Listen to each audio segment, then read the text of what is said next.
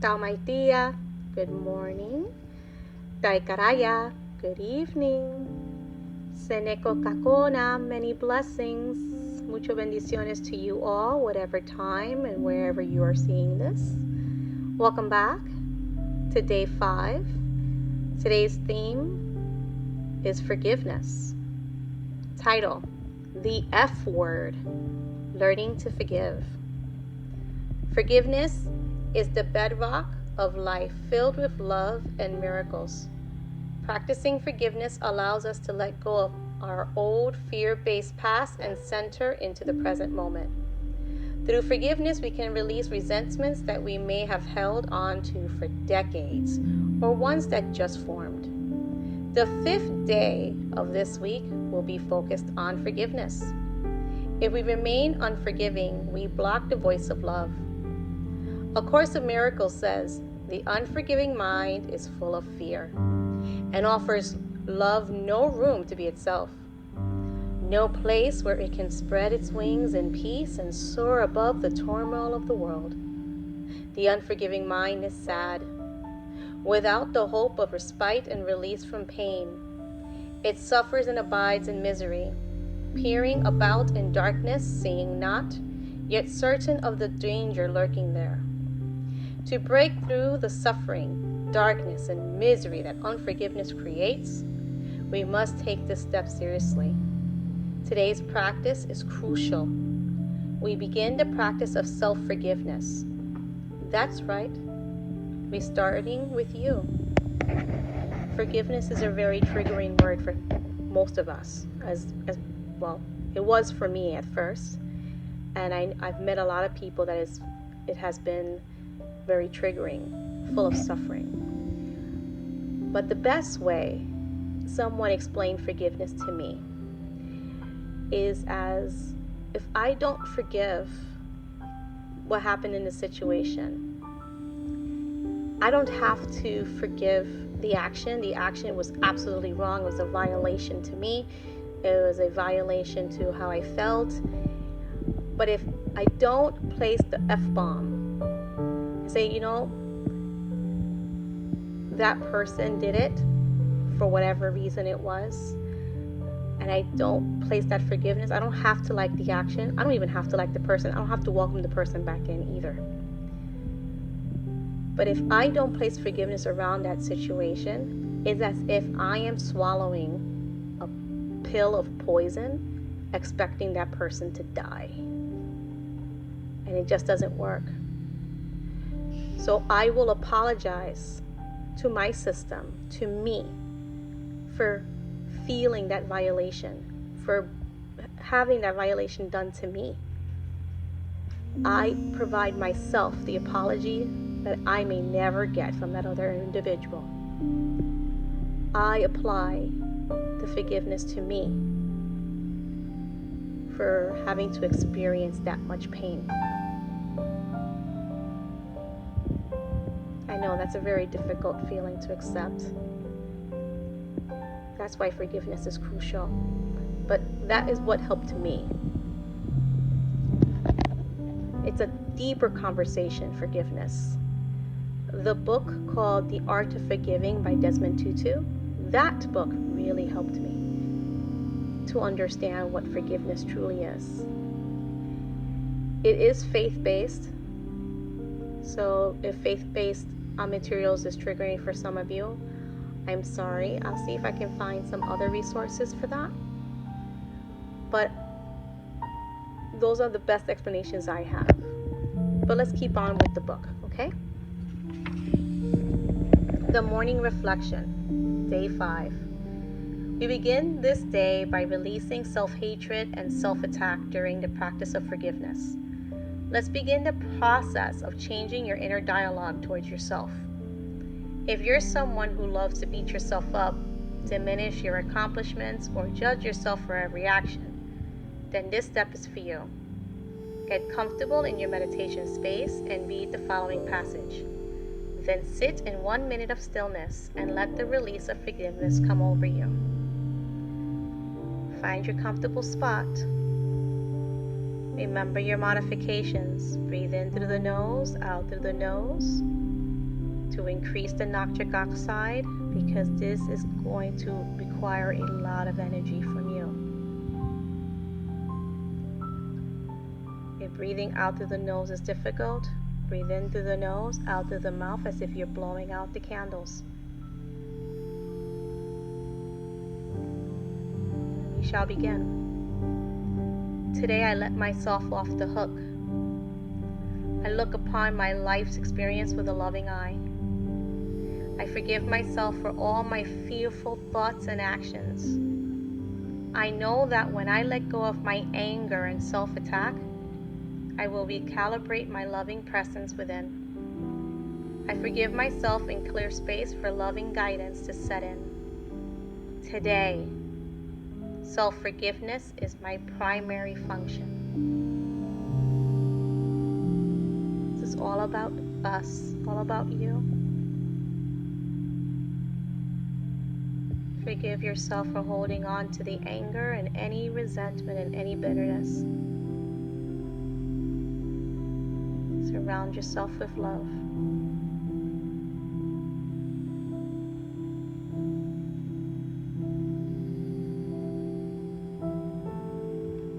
Moving on to affirmation day 5. I forgive myself for choosing fear.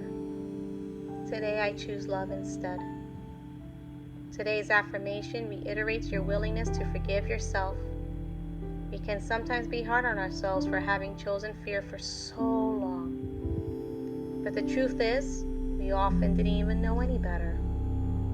Now that you've committed to the way of love, you've learned to forgive yourself for choosing fear and begin to choosing love instead. Before you head out the door, make sure to set your midday miracle moment to remind you to recite today's affirmation. This is only if you're splitting it up for the whole day. You know the routine. I forgive myself for choosing fear. Today I choose love instead. Evening practice. Evening exercise day 5. Forgiving the projections you have placed upon yourself. A Course in Miracles teaches that we project, we perceive. What we see inwardly determines what we see outside our mind. This exercise will call out your ego's projections and shine light on them with a loving response. Take out your journal and list 5 ways you projected fear onto yourself. Then next to each fear, respond with love. For example, consider this fear and possible response. Fear. I will never find true happiness. Loving response. This fear is not serving me. I forgive this fear and choose love instead. The first paragraph talks about the law of attraction in a way. So in the law of attraction is what you think about, you receive. It's the frequency, it's your vibration. And fear is a low base vibration. So the more you live in fear, you're vibrating back to what you're getting. You're dialing into fear. So think of yourself as a tuning fork or a magnet. If your magnet feeds on low vibrations, that is what you're going to get. If you change to love, which is a higher vibration, you're tuning yourself to come into a loving perspective, a loving vibe. Hopefully that makes sense. And fear, let's reword the fear again. Fear is saying to you, I will never find true happiness. Where does that resonate in your body, into your life? Let's go deeper into that and see, do you feel it at the current moment, or is that a past voice coming towards you? Is it a 6-year-old talking to you? Your present self? A future self? And if so, is there a basis for that fear coming up? I will never find happiness. Is it reminding you of your present moment, a present breakup, having a bad day? Instead of writing, this fear is not serving me, Because at the current moment, that is true. It's not serving you. But the loving response could be, thank you, fear, for expressing to me that I am scared that I will never find true happiness. But I will list the things I'm grateful for instead. I am grateful that I can start this journey. I forgive myself for feeling deeply into this experience right now. There are moments that I can find happiness. There are moments that are happy for me. And I forgive you for forgetting those moments right now and just remembering the sad ones. I choose to remember the happy ones and bring them forth to remind you, fear, that there are days that I am happy. And I love you, fear. And I will choose love instead to bring on more happiness, more joy into my life. And I'm happy to start this new journey, to continue to have a loving conversation with you and me. Let's continue with the book. This exercise may seem uncomfortable at first. That's normal and totally cool. Stepping outside your comfort zone is exactly what you need. Remember that this work is not about staying stuck. Instead, the work guides you to face your fears head on so that they can transform through your daily practice. Trust that your desire to forgive will unleash a presence of peace throughout your being.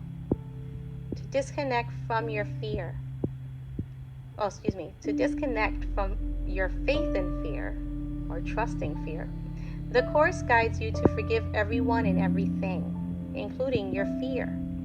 When you forgive your fear, you acknowledge that it isn't real. Through forgiveness, you can perceive fear as a wrong choice you have projected rather than believing it to be the truth. Forgiveness reminds us of our loving state. When we reconnect with love, we remember that fear is not real. I'm going to change that paragraph, that whole thing that she wrote, and apply what I learned through IFS, the Integral Family Systems. Fear is your protector. It's trying to protect you from experiencing hurt, experiencing anger, experiencing discomfort. If you have been living in a life of trauma, like I have before, I am an individual with PTSD due to some experiences that I have suffered in my life. And your amygdala gets huge. The hippocampus gets smaller, but the amygdala gets huge. And so you become overly sensitive to fire alarms, those fears that are coming out. And we see a lot of things that causes us to fear, that causes us to have that low vibration to be released. Fear is trying to protect us from something. It has a purpose for some of it. So when you're throwing forgiveness into fear, in this paragraph, to me, it sounds as if we're trying to invalidate it, but we're not. We're not trying to invalidate it. We're trying to understand, is it an oversensitive fire alarm or is it an actual fear? If it is an actual fear, then what is behind it? What is fear trying to protect me from? Is it trying to protect me from myself? Is it trying to protect me from a perceived threat, such as a narcissistic attack? Or is it trying to protect me from a real threat, like I'm going to get eaten by a bear type of thing? Does that make sense? I hope it does. It's so for this paragraph, forgiveness here is to remove any expectations of remedy from the other person. It's for you. It's not for them. It's for you. Forgiveness of fear is you forgive yourself from allowing fear to drive the bus more often. and staying away from love. You're forgiving fear for clouding your mind, from clouding your connection with yourself, from clouding or distorting the loving communication between the two.